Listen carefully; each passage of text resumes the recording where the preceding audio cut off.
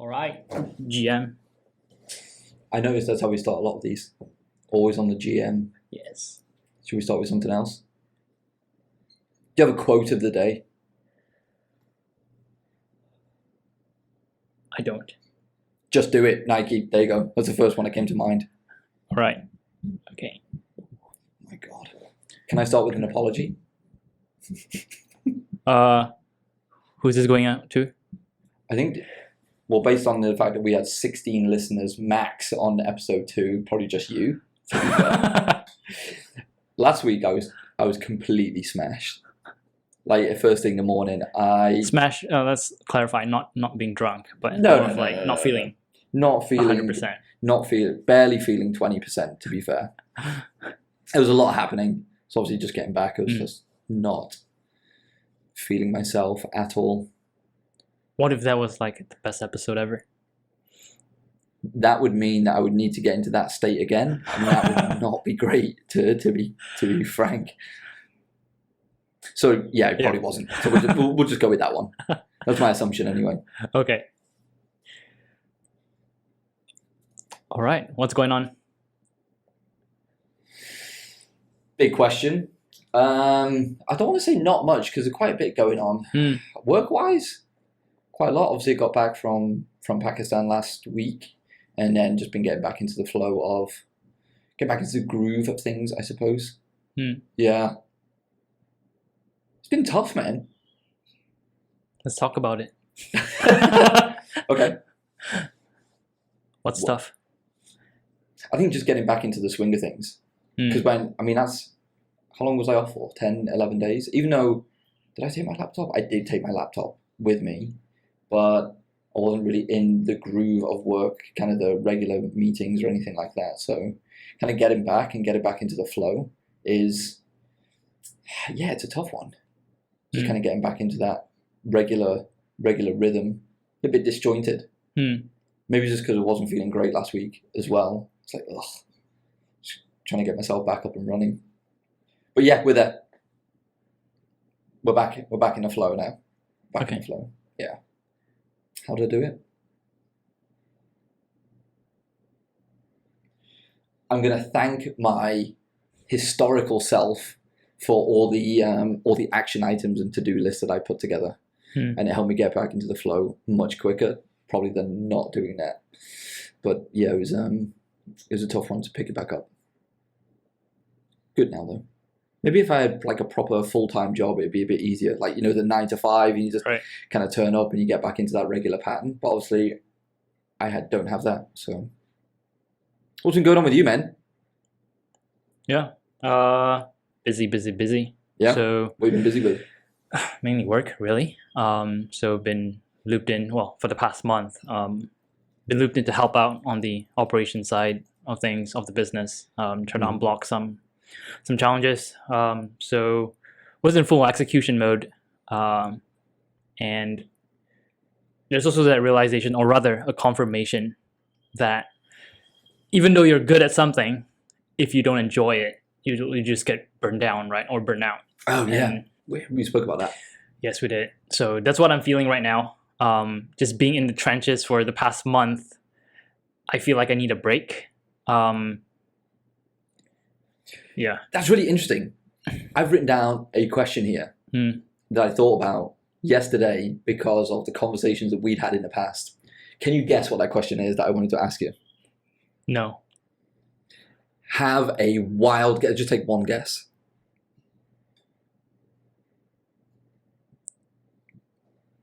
Nothing comes to mind. Oh my God. What are your thoughts on holidays? Oh. Because in the past, maybe, I don't know, maybe it's a subconscious thing from the conversation that we had when we were running yesterday. I was wondering when would be a time for you to take a break. And I know back in the day, there was always a question I would ask myself of you. Are you ready to take a, or do you know when you need to take a break? Yeah. So what are your thoughts on holidays or taking a break from work? So right now, or rather in the past year, I try my best to every quarter to just take a break and do a quarterly review of my life, I guess. A quarterly review. Yeah. Okay. So it's like, I got to report to shareholders every 90 days. Yeah. But essentially, yeah. So that's what I used to do, Mm-hmm. and I'm not very good at that. Why not? That's a good question. So in the past, it comes down to how clear your goals are, really. Why? And why does taking a break come down to how good your goals are?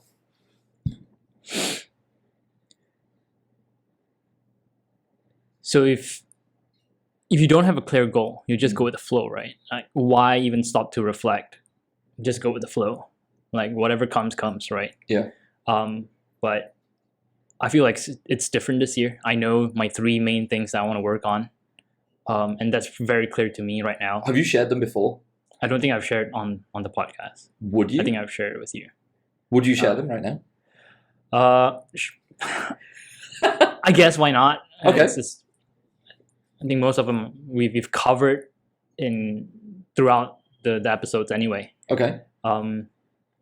First one. Oh, what is it? Yeah. So three main things I want to work on this year. Yeah. The first one would be to just be a little more open and trusting, and building deeper relationships, essentially, with people. Okay. Why is that important? So in the past, I've always had this mindset.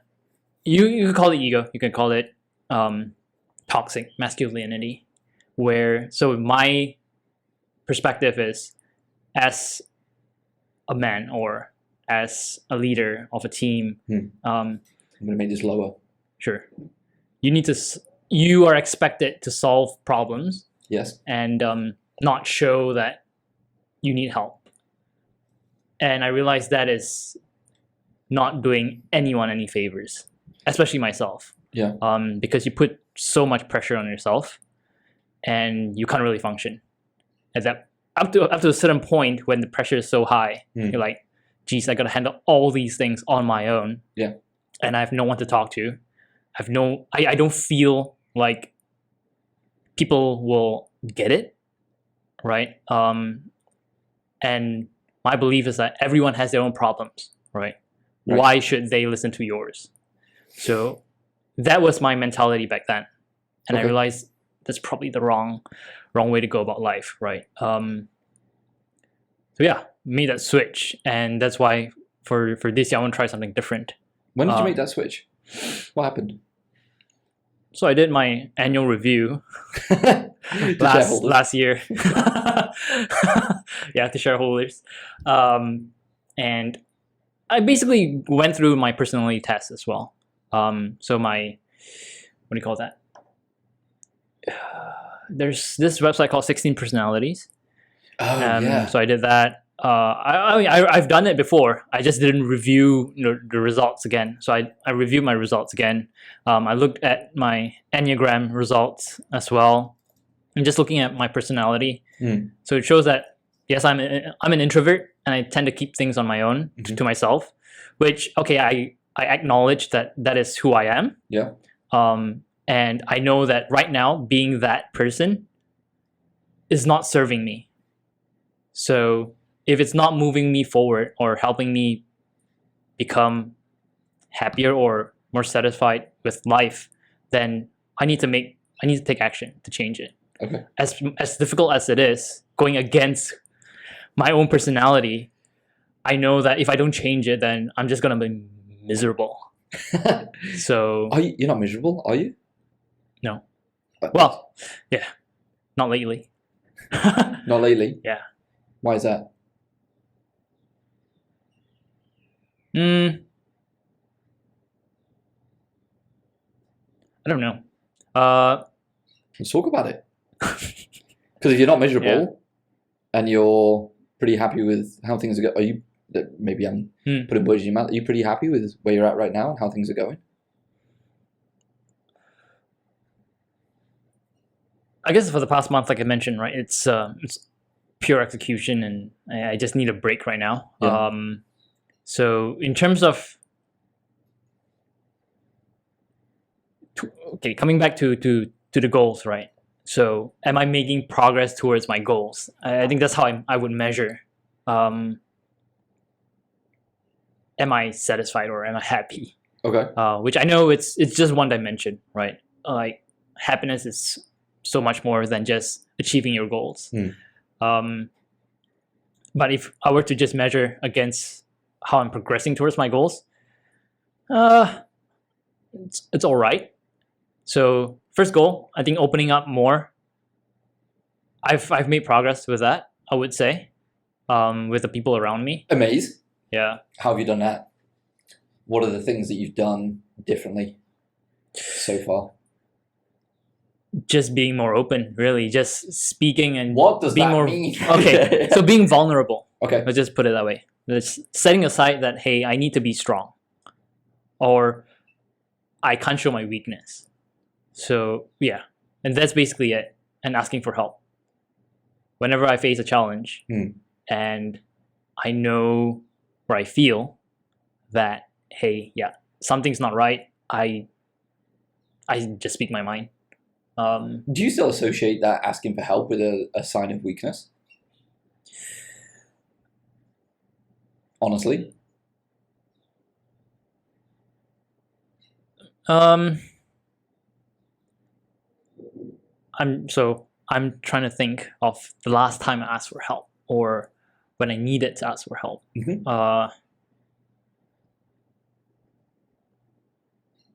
Can't think of an instance actually. I can. With you, and maybe it's not actually asking for help, more of, is it an accountability partner? Maybe not. This podcast. And I've seen, so other people have spoken to me about doing podcasts before. Even I've spoke about doing a podcast before a long time back. And I even reached out to one of my friends, two of my friends. One of them is on a radio show, and the other one that was on Hits FM, and the other one is on a radio show on BFM. This was a long time back, and it didn't go anywhere, and I regret that. And one of the reasons why I think it didn't go anywhere, because it was an idea that didn't get traction because I didn't share it with anybody else. And I've seen that on multiple occasions with people I know right now who are trying to run a podcast on their own, and they're trying to do everything on their own. Only when you asked me about doing a podcast, not exactly asking for help, but as soon as you share the idea with somebody else and it gets a little bit of traction, and when you start to have conversations, you start to go much further. Now we're 8-9 weeks in to actually doing this. So is this idea of, well, if you what do you say? If you want to go fast, go alone. If you want to go far, go together. I would argue that it's kind of both. Sometimes if you don't share it with somebody else, you don't go anywhere at all. Good job for speaking your mind. Yeah. What else? So this is the first one. Second one would be just building up my, like, a successful coaching practice. That was my second goal. Oh yeah. And so far, I've not made any. Well, I've created like the self-awareness curriculum, but I've not marketed it. I've not done much of it. Do you need to market it? Well, it should market itself as people find value. I just need to get it in more hands or more eyeballs. Do you? Yeah. And also, I need to promote, or rather tell people that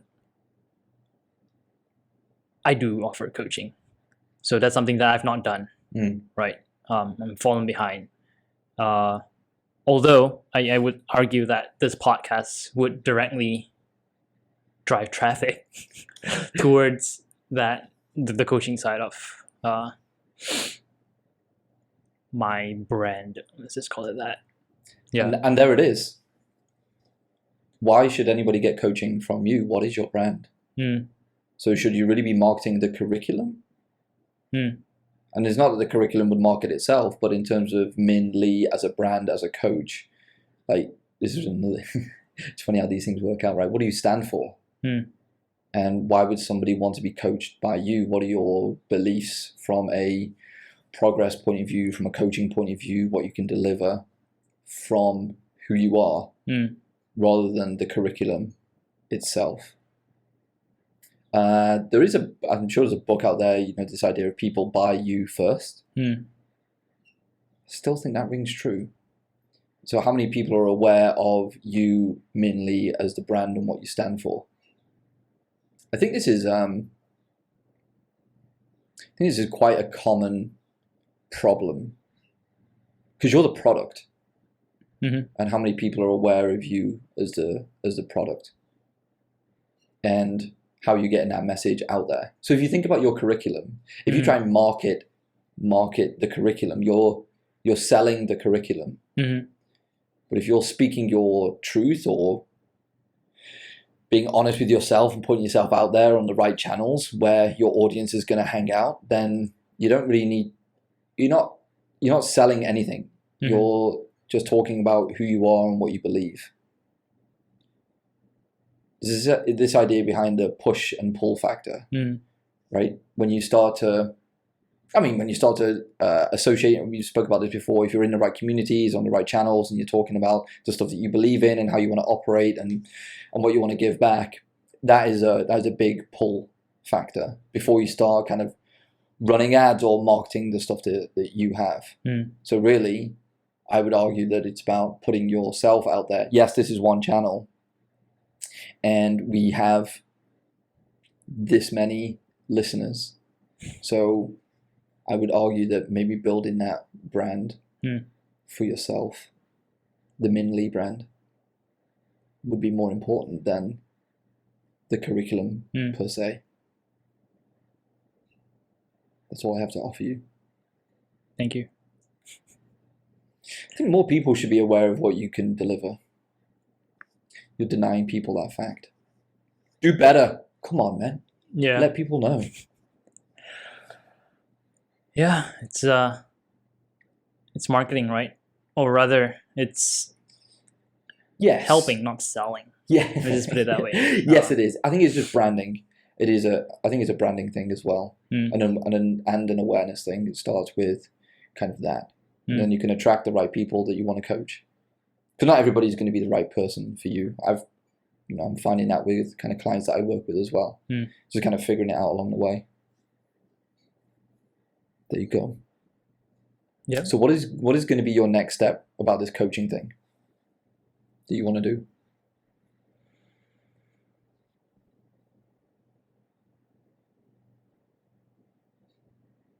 I think playing the long game, essentially. So starting with awareness, like you said, right? And as cliche as it may sound, create content. But it's true. Yeah. It is true. It is true. Yeah. So creating content, essentially, and try to help as many people as I can. When I say people, I should define basically young professionals. Anyone 20 to 30, still figuring things out.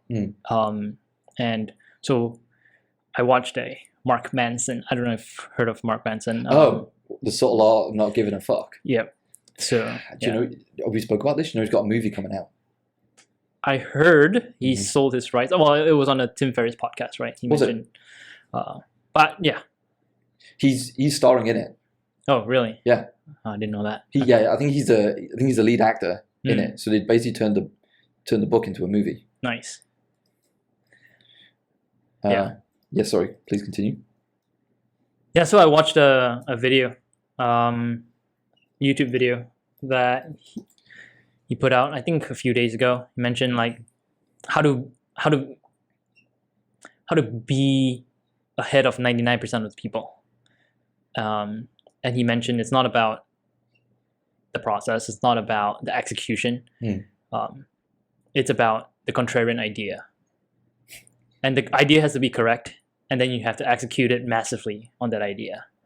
So it's these three components that gets you ahead of 99% of the people. That's interesting. Do you have a contrarian view on something? I don't know if it's contrarian enough. But my belief, the reason why I want to help 20 to 30-year-olds, young professionals, just got into, maybe it's their first job, second job, and this is figuring life out.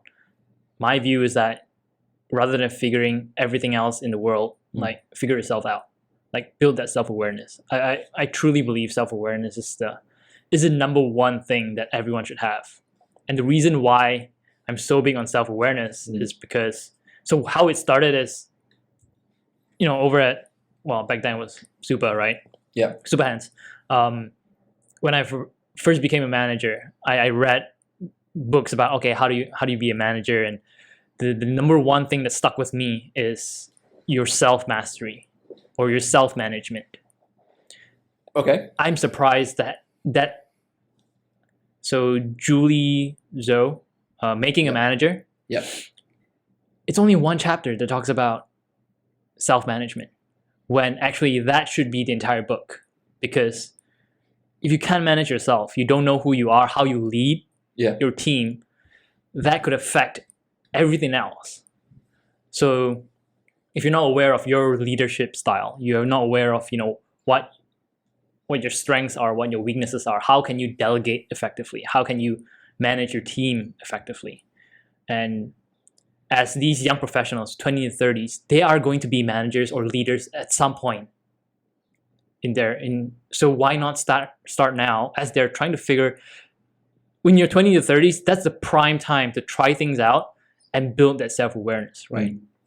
So, and if you don't have like a guide or someone to help ask you the right questions to build that self-awareness, you're just going to coast through life. And when you come to that time where, oh, now I need to manage a team or lead a team, how do I do that? So essentially it's playing that long game. It's what I'm doing, what I like to do with these group of people is, in 20, 30, 40 years time, they are going to be creating way better organizations, way happier teams, more collaborative teams that actually produce great results. That is the end game. I like it. Obviously, I fucking love it. Why is this so important to you? Like, what happened? Or didn't happen, I suppose. Would be a better question. I don't know. I do believe that leadership is a very essential skill, right? And it has to start with yourself. That self-awareness and self-mastery, self-management.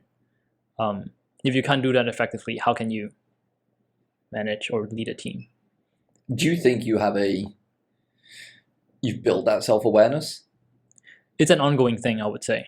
Like we talked this morning about the universe. We did. And ourselves. Yeah. There's so much that we don't know about outside in the whatever that's out there. Similarly within ourselves, like I see ourselves as a reflection of the bigger universe. There's also within ourselves the stuff that we don't know about ourselves, and it is through trying things and then reflecting and learning from it that we know ourselves. You can't just discover. You have to do it and then reflect. That is why I say 20 to 30s, that's the best time to try many different things. If you're in your 40s or 50s, hopefully you've tried enough to know, okay, yeah, these are the things that align with me. My values are solid. Come on, man. That's bollocks.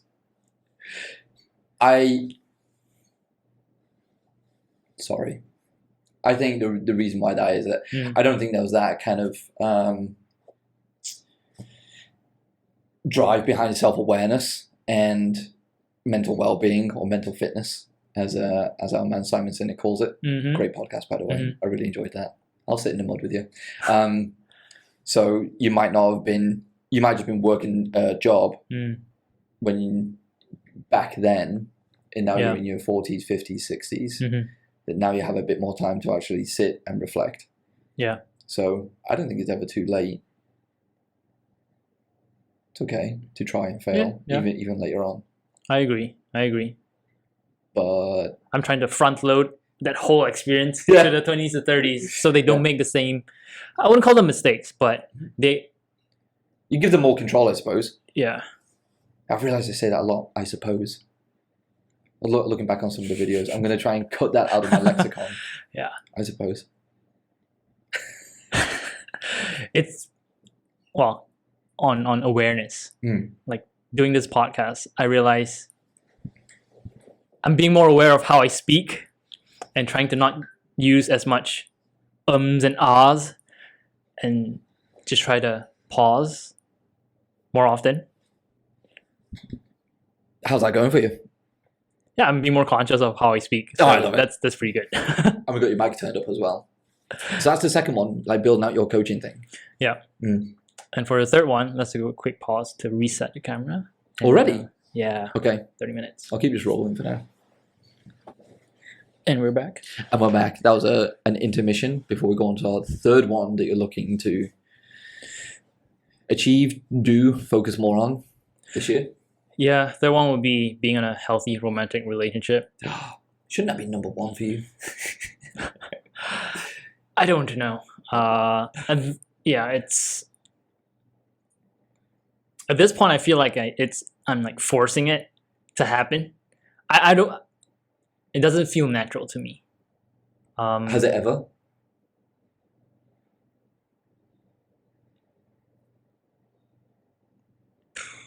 I don't know. I don't think I've set it as a goal. Let's just put it that way. So, yeah. Is that why it feels forced? Because it's actually, you've set it as a goal and now it's become more of a focus. So therefore, by virtue of that, it now feels forced. Maybe forced is not the right, well. We say forced or intentional? Like you have to make an effort. Let's just put it that way. Rather than using the word forced. Yeah. Yeah. Yeah. Making intentional effort. And is that a bad thing? You say it like it's a bad thing.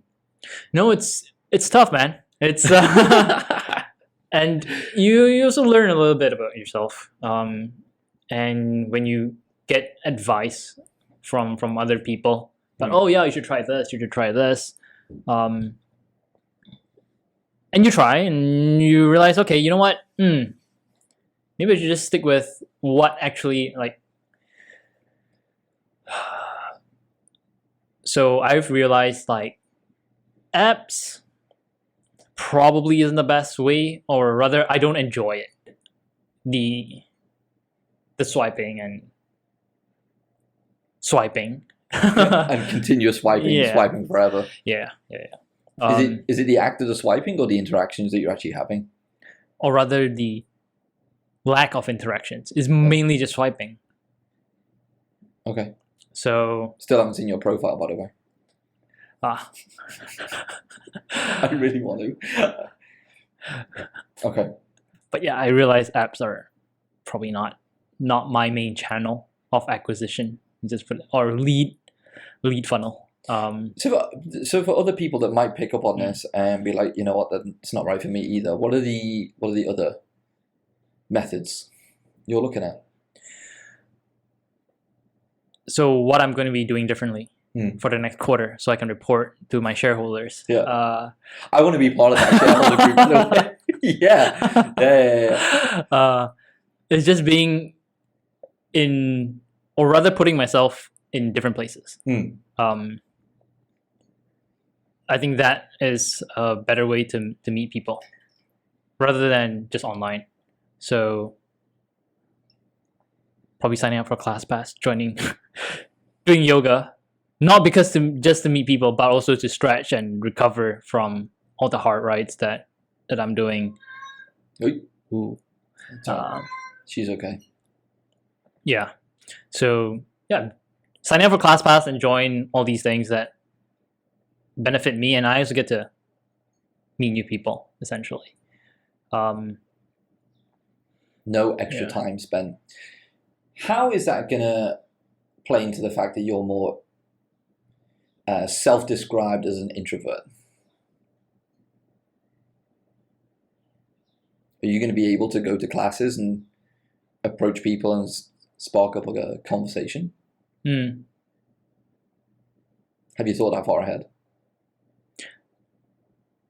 Not really, but I think when it comes down to it, so the thing is, don't go with friends.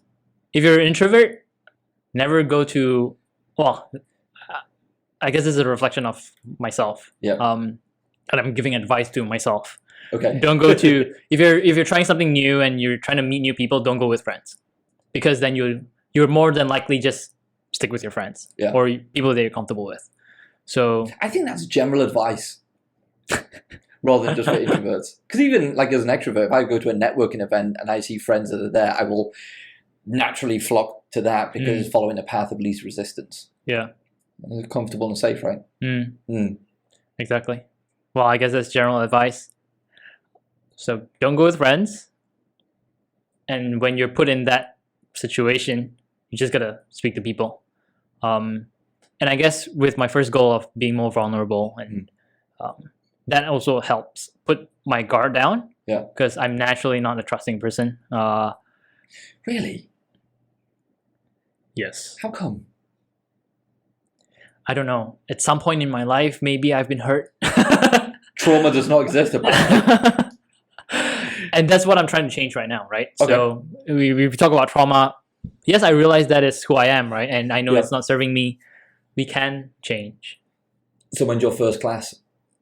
I've not signed up. Like I said, past month is just fully on work, which I don't have. I feel like I've put aside everything just to work, which I know is not healthy.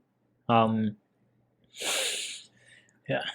Unhealthy is, I would say, subjective depending on what you're trying to achieve. If you have a primary focus, which is work and building something, then if you're happy doing that, or you're experiencing flow, well, whilst doing that, that's cool.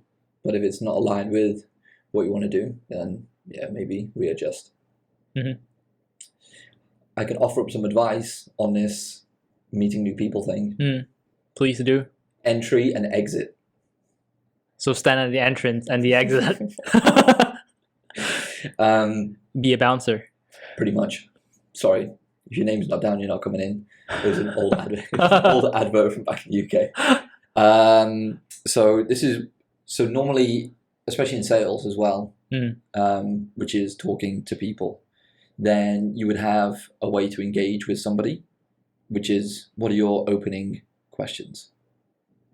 So if you have those opening questions and you want to, have an ability to talk to somebody, then having just a handful of questions, 2-3 questions of how you'd normally open up a conversation, that helps reduce the anxiety, because you can test those questions and just memorize them.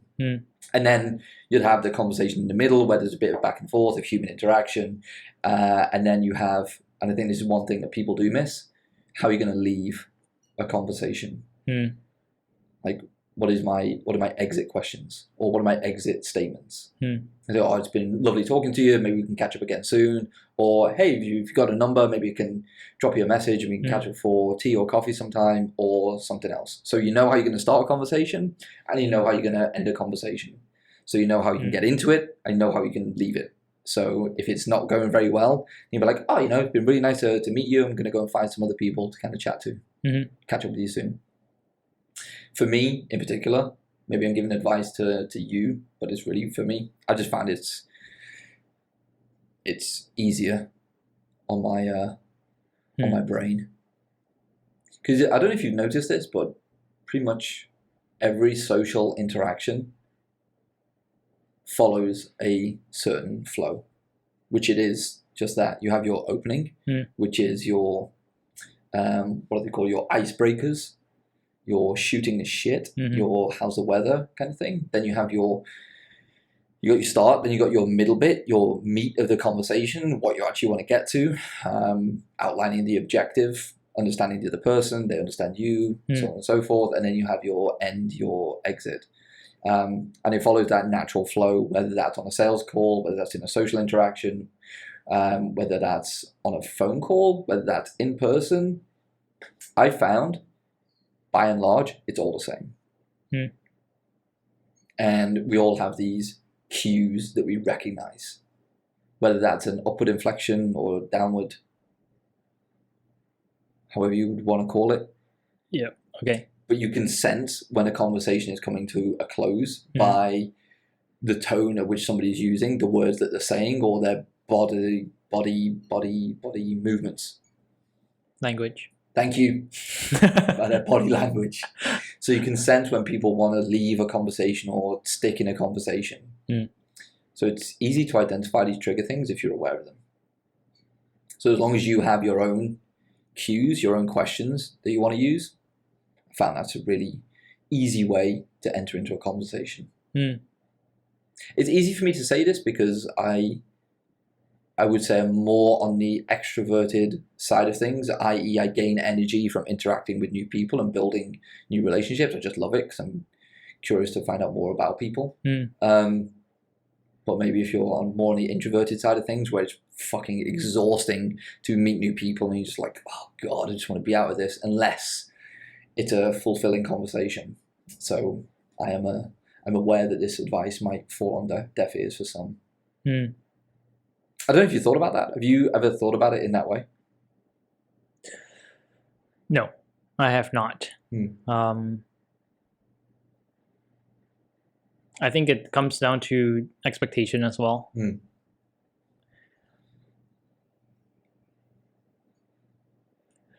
Yeah, so not having that what do you call that? Pressure? Not really pressure, but I guess with expectations comes pressure if you don't meet expectations. So anyway, what are expectations? I guess expecting that everyone you meet is gonna be, what do you call that? That you'll be able to connect with everyone that you meet.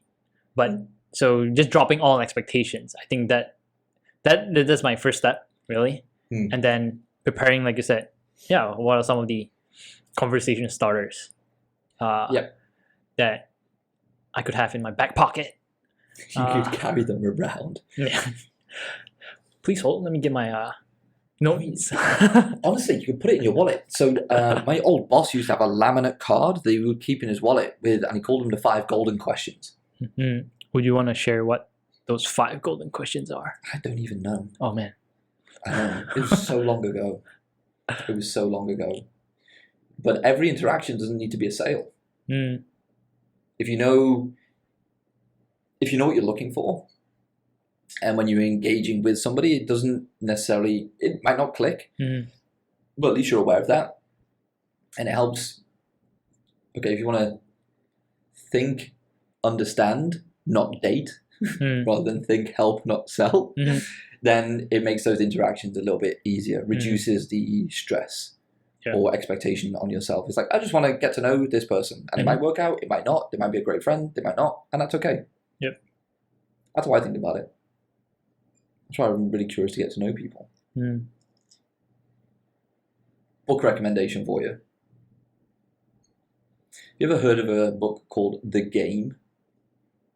You've mentioned it before. So The Game is a book on pickup artists written by Neil Strauss.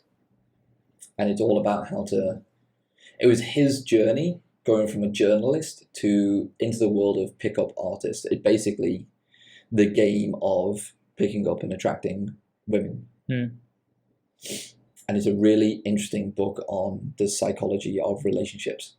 And there's quite a bit in there that I wouldn't agree with. But if you can pick up on some of the tips and use them for good. Excuse me a minute. Hopefully this is okay. Sorry, Microsoft Teams is trying to interrupt with this. And you use them for good, then it can just help with those social interactions.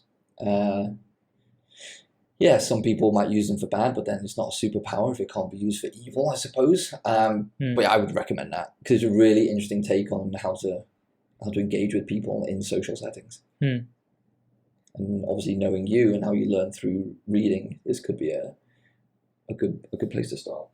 I wonder if I have it. I think I do. There it is.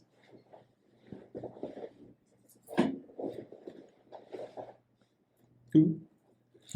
Okay, this book is kind of falling apart. Do you wanna borrow it? Sure. Yeah. Okay. Thank you. Should check it out. It's actually a really fun book to read as well, just as he goes through this journey and his self-discovery. So he's he's not a big guy, he's not a built guy, he's not the most attractive guy or anything like that. It just goes on to show what's possible by knowing and understanding human psychology. Oh man, check it out for sure. So we spoke a lot today about your goals. Yeah, we did. I've kind of enjoyed it. There was some other stuff I wanted to talk to you about as well. Yes, please. I think we picked up on quite a bit of this. I don't know where would I start with this. It's all kind of intertwined, I suppose. I think one of the things here that's kind of sticking out to me is what do you stand for, and I don't know if we've spoken about that before. Have we been through that? Values and beliefs, and like, what do you? Our personal values and beliefs. Yeah. No, I don't think we have. We haven't. I thought that might have been one of the first ones we did, because I suppose this comes down to this self-reflection stuff as well and self-awareness. And that's one of the things that I did early on in my career, and this was just by pure luck as well, not by me seeking out these things because I'm a fucking genius or whatever. So yeah, it was back in 2014 when I started to do this, when I managed to find a coach. Have I told you about this? No, I don't think so. So when I moved into a management position, I didn't have a clue what I was doing, and I found a Dale Carnegie course online. I'm sure I've told this before. Anyway, doesn't matter. And yeah, this was the Dale Carnegie course was on leadership. So I attempted to sign up for it, but then the course had already started, and there wasn't another one for about 6 months. And being the sales development rep that I was, I called the Dale Carnegie Center here, the training center, and asked them who was actually running the course, and they gave me the name of the person, which is this lady called Nikki Vescovi. And I basically dropped her a LinkedIn message. I'm going to share it with you, to say that I'd missed the course, but it'd be really interesting to have a catch up with her before she left, because she's actually from the US and she was teaching it here. And she said, look, straight after the course, I'm driving to the airport, but if you want to, you can meet me at the airport and I can have a conversation with you there. And this was 2014, so it was now, geez, my God, it's nearly a decade ago. So yeah, 9 years ago, I didn't have a car or anything like that, so I jumped in a Grab. Might have just been a normal taxi. Yeah, it would have been a normal taxi at the time, damn. And then met her at the airport for a quick conversation. And I really enjoyed the chat I had with her. And she's like, I know you don't exactly have loads of cash, but maybe we can work something out. And she went back to the US. I think she was based in LA at the time, and I was still here. And we did some virtual coaching. And we agreed a payment schedule, a reduced rate or something, so she could work with me, which is really awesome. And that's when she ran me through a values exercise, which is this awareness about what do you stand for, what are your beliefs, what are your trigger points. You know, when you get like a personality clash, it's like, why do certain people piss you off, or why do you get triggered by certain things? And it gave me this, it started me on this journey of doing this on an annual basis. So, okay, what's most important for me? And then that's when I started to do this with the team internally as well. So I know we did it, but then it just allows you to kind of interact with team members on a more personal level as well. So if people are, like, have high values, like whether that's family or it could be money for whatever reason, it could be career growth, but when you have one-to-one interactions with people, it allows you to speak to their values and understand their point of view. You don't necessarily have to agree with it, but you understand where they're coming from, because we might not have all the same values. It's just natural. But then at least you know someone's personal beliefs and what they stand for. And to your point, when you know what you stand for, you understand the behaviors that you have. So I'm a big believer that your values drive your behaviors, both consciously and subconsciously. Like the things that you do are aligned with your values. So you can't really lie to yourself, because you just do the things that you do. You have these habits, and habits are formed by the behaviors that you do on a regular basis. And I believe that those behaviors are driven by the values that you have. So yeah, I don't know where this kind of came from. And I think I was just more curious from you as well, in terms of, do you have like these values written down or anything like that? Have you been through it recently? I do have them as part of my annual review. Yeah. I can pull it up if we want to. Yeah, why not? I think the main one, top of mind, comes down to integrity or accountability. Yeah. Let me just put it that way.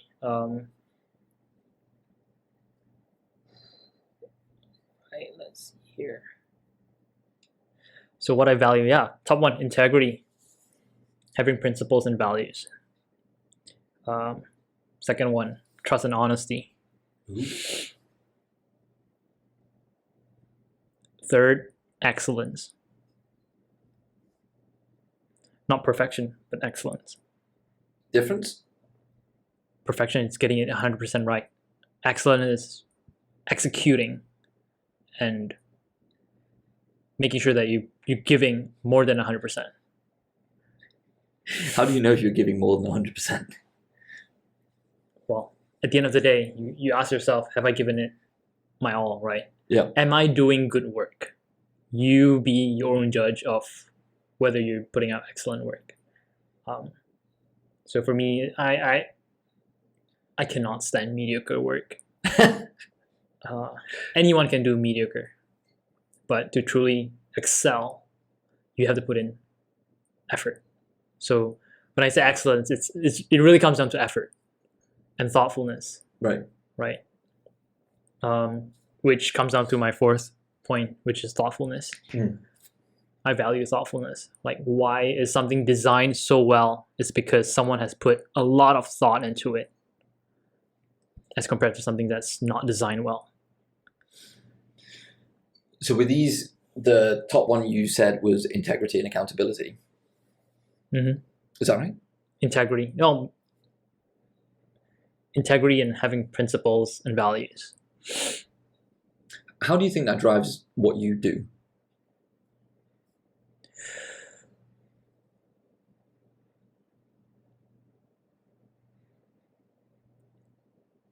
How do you mean? Exactly that. So I'll give you an example. So looking at my values here, coming into this year after doing a reflection last year, my number one is progress from a values perspective. Keep moving forward, keep getting better. Small steps lead to big improvements. And why this is so important for me is when I feel there's a lack of progress, or when I feel there's stagnation or not moving forward, I'm not happy. Like I feel sluggish, just demotivated. And by virtue of that, it's like, well, when you reflect, it's like, why am I feeling this way? It comes down to this lack of progress. And therefore I need to do something in order to push that progression. So what does that look like? And then I start to do, don't want to say start to do more, but I start to focus on the things that I can do in order to push that progress, whether that's from a work or career perspective, business perspective, whether that's savings or financial perspective, and then from a fitness perspective as well. So I use these as a what would I say, as a map, I suppose, in order to keep me on track. That's what I mean. Right. By that. Okay. So for me, integrity would be based on the values that I have, right? I stay true to it. Like I take actions according to it. For example, like you said, okay, yeah, let's do a podcast. Stick to it, right? And not flip, like, or be flippant about it. And yeah, so I think that's what integrity really means to me. And I guess relates to accountability. Just do what you say you're gonna do. Yeah. Okay. My second one is fun. Yeah. If I'm not having fun, then what's the point? Maybe you don't want to get too philosophical about it, but you know, when we were talking about the universe, Yes. yeah, this morning, really, when you zoom out and you look at us being here, if you're really not having fun or enjoying the stuff that you do, yeah, you go through shitty times or whatever, but then really, what is the actual point? We are so insignificant in the grand scheme of things, then we might as well just be having a good time along the way. I am and I don't mean by having fun you should be shitting on other people, and I don't mean that I want to push progress by stepping over people and treating people badly, by the way. Progress is just for me. I think, so we have the values, and it's underpinned by I don't know if it's an OS, an operating system that each of us have or whatever, but we have our limits of what we will and will not do. So I suppose it's values and ethics, morals, I suppose there it is again. God, I need to cut that out. But yeah, I mean, I think fun is a big part of life, whether that's in work or playtime. But yeah, if we're not having fun, really, what's the fucking point? So how do you create fun? Or rather, do you seek fun or say no to things that are not fun? Like how do you do that? So what's the best way to word this? By being really good at my work stuff. By doubling down on that. When I say doubling down, really taking it very seriously. Reading, learning, upskilling on the stuff that can compensate me well. Because when I do that, it means that I can have a greater impact in a shorter amount of time. And it also means that when I turn up and I'm skilled in this domain, then I can also have some fun with it. Right. Because I'm not constantly stressing about what am I going to do next? What am I going to do in this situation or this scenario? What happens if things go badly? Because you're constantly trying to prepare for these scenarios and doing well in that career or work. So fun by doing that, it can kind of release that pressure, so you can have fun in your work and then outside of work as well. That's how I view it. Even like doing stuff like this, how do you prepare coming into this? How do you prepare going into negotiations or tough conversations? So, okay, well, if you're skilled enough or you're constantly a work in progress to work towards excellence, then you can start to have some fun with it as well. I think it comes down to this idea of confidence and competence.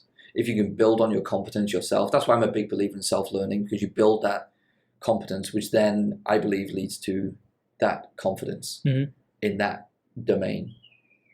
So when we talk about like going into social interactions, if you know and you're skilled in the process, then it frees you to have some fun with those interactions. I know how I'm going to open this conversation. I know there's going to be some more conversation here, and I know how I'm going to exit. And therefore I can relax into this and just have a good time. If you don't take these parts of your life seriously in terms of whether that's the career stuff or the finance stuff, then it's difficult to release that pressure, because you're constantly stressed about how am I going to have fun in this when I need to be on my toes the entire time. So the fun part comes from being skilled in the stuff that you want to do, the competency side of things. I don't know if that answers your question. I don't know if you have a similar thought on that. Be interesting to hear. Yeah. Let me just quickly pause and reset the camera. Okay. Reset. Let me just smash my... And we're back. Try just clicked because I didn't know if this mic was still recording because this seems to be pulling out. Yes, we're back. Yes. You have any thoughts on that? Yeah, so it comes down to it sounds like it comes down to mastery, right? And when you're actually a master of a particular skill or domain, then it becomes play. So play is fun, right? So if you're an amateur tennis player and you're playing against, I don't know, Roger Federer, Yeah. For him, it's probably like, this is fun. It's play, right? But for you, you're like stressing out. Oh man, how do I return all these? Exactly. So it comes down to mastery and like what Mihai mentioned about flow. I really want to see if you're pronouncing that right. Is that? I'm pretty sure it's yeah. Okay. It's when you're in a state of flow. It's like, oh wow, it's enjoyable. Time passes by without noticing. It's fun in a way when you've mastered a skill. Everything seems easy. It becomes effortless. Would you associate that with fun, right?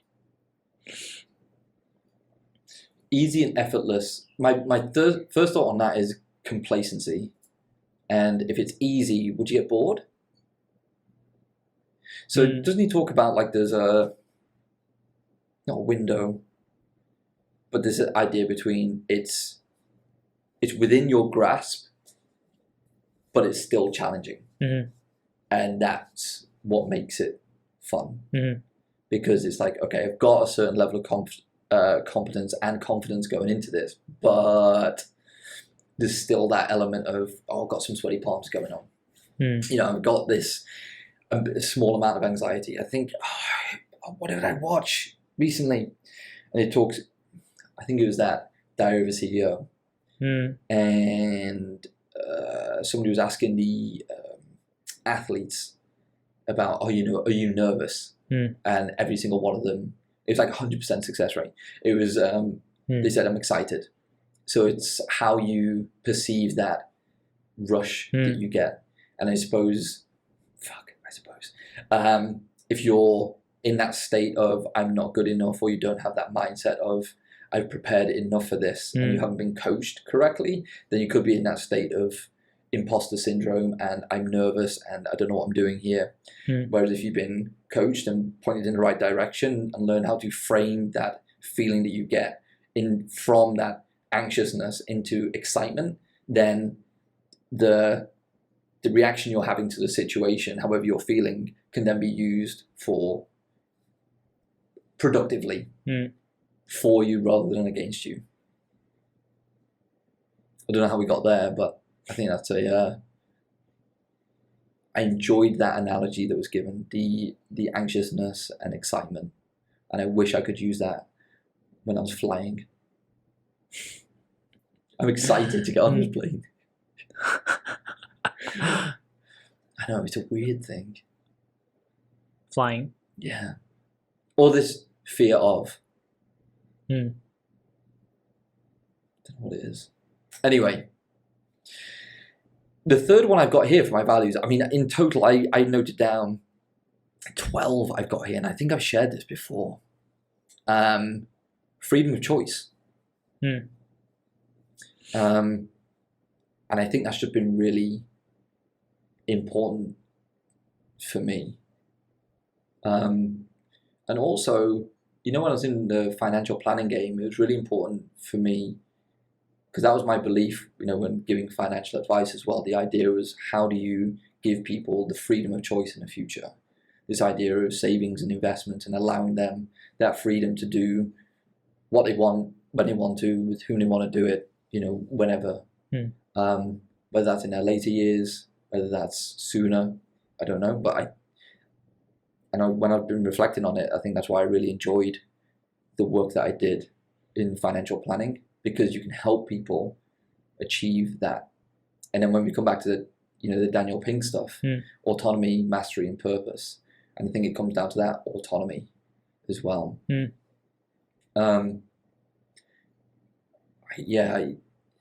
Maybe we're now kind of getting into it just later on, but this idea of you are born and then you kind of go to school and then you work a 9 to 5 for somebody else and then you perish.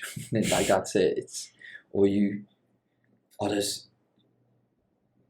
I haven't read into this, but there's riots in France at the moment because they've just increased the retirement age by 2 years. Have you heard about this? I don't read the news anymore. Yeah, so this was from a conversation I had when I went out for a ride last week. So I can't comment too much on it because it's just headline listening. And apparently there's the pension scheme there is tied heavily to government. So if you're tied heavily to the government, then you're restricted with your freedom to choose when you work or when you don't work. So it's one of those things that's very constrained, and it's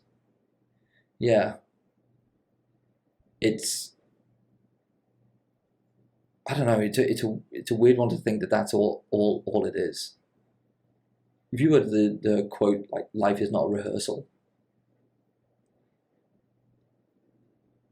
I've heard something similar. Yeah, like it's not a warm up, right? This is it.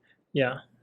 Like this isn't. It's not like we're not pre-gaming. Yeah. Here. Life is not a practice. Yeah. And I think we get so stuck in the day to day that it's difficult to pull ourselves out and realize that. And then in a blink of an eye, it's the end of March 2023. 3 months.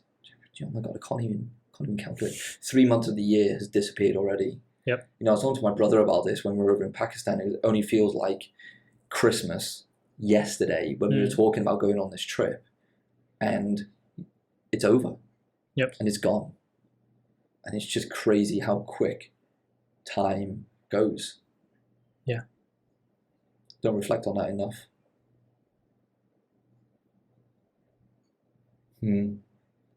Now I'm reflecting on it. like, oh my God. Yeah. But it's a good reminder. That's why I enjoy doing these, because it's a good reminder for me. Sorry if I've stolen this, but it's really not. It's not rehearsal. Like I mentioned this before, but no one gets out alive. We're all heading in one direction. Yep. I'm still writing my obituary. You are? I am. It's given me some clarity on who do I want to be, right? I think you're pretty big on who you become rather than what you do and what you achieve, right? Yeah. Still working on that. But would you share that with me when it's done? I'm writing it for my newsletter, which is still late. I'm supposed to have it done by Sunday. A thought came to mind when I asked that question. Do you think that if you're writing this with the intention to share it with others, it's going to restrict what you say? I think so. Then don't share it. Or rather, just write it and share it anyway. I would say yes to that. My fear is that you would still restrict yourself because there's going to be other eyeballs on it. And coming back to what you mentioned before about needing to be more open, trusting, and vulnerable, because that's still a work in progress, you still might restrict yourself because that is, in essence, a big vulnerability. This is what I want people to say about me when I'm not around. Write it for yourself and just sit on it. Yeah. Okay. Yeah, it's already in progress. I just need to complete it. I love it. Is there anything else you kind of want to touch on today? I mean, there's a bunch of stuff I wanted to talk about, but yeah. Just to wrap up, I guess. Yeah. What you mentioned about time passes so fast. Yeah. Oftentimes we look back at the past with regret. It's okay. Someone's playing the drums. Yeah. You know what that is? It's a cat. It's a cat playing the drums. I'd pay to see that. I would. Yeah, I catch myself, well, recently, right? Because we had a retrospective at work, and obviously you look back at what worked, what didn't work, and I catch myself when looking back at, what could have been done better, right? And so what the point I'm trying to make is when we look back and see, oh wow, time has passed, and what have we accomplished, and all these things, we shouldn't look at it with a lens of regret or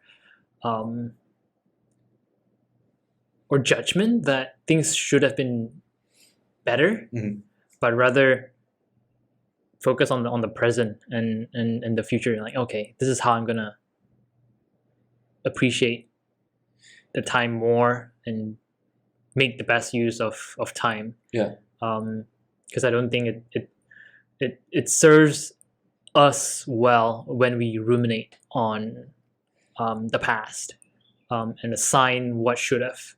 Because at that point in time, we probably didn't have enough information, for example, and we did what we. As long as you're always doing which comes down to excellence.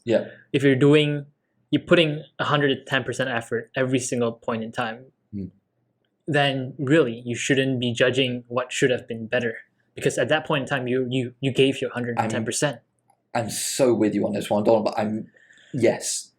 That's why I'm a big believer in all this learning and upskilling, because if you're giving as much as you possibly can, and I say that rather than 100%, 110%, 150%, as much as you can at that moment in time, because fuck me, I gave as much as I possibly could last week on this podcast, which was 11%. But that's all I had.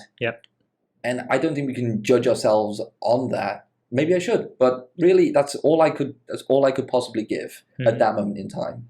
Sometimes we're not at our best, and that's why I need people like you in my life to help pick up the pieces where I'm not at 100% or barely 50%. So if you can give all that you can at that moment in time, when you reflect back, it's like, oh my God, this is what I could give at the time, and I've learned so much since then. So what can I now do moving forward? And we can use it as a guidepost. We can. Another thing that I kind of wanted to pick up on today was this idea of experiences. I reflect back on some of the great times that I've had. It's experiences over stuff, like paying money to have experiences with people. It's so much more fulfilling than buying gifts, I suppose. I suppose. I've got to remove that. I'm going to have to. But maybe we can talk about that another time. But experiences, yeah, man.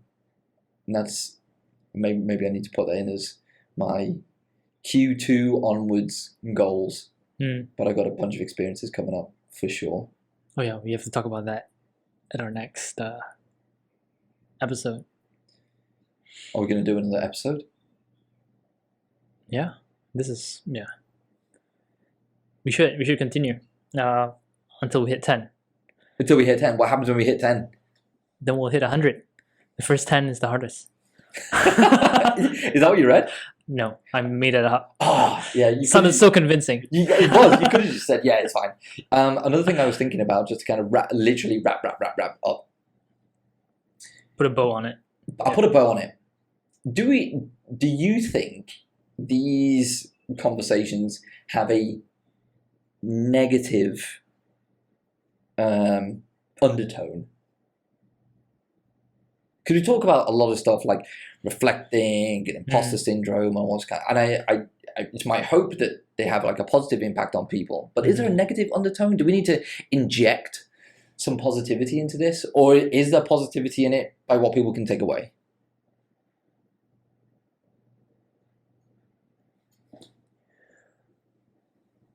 I got really bad. I don't know. Okay. I think that's something for the audience to tell us. So we can ask the 3 people that have listened to. Yeah. Oh, that was on YouTube. So I love the thumbnails, by the way. You are smashing it out of the park. I don't know how you do it. So I was looking at the thumbnails last night. I was like, wow, these are really good. Yeah, I need more photos of you and myself. So good. I could share some. I could share some Google Photos drives, but I'd need to filter them. It was. Yes, please.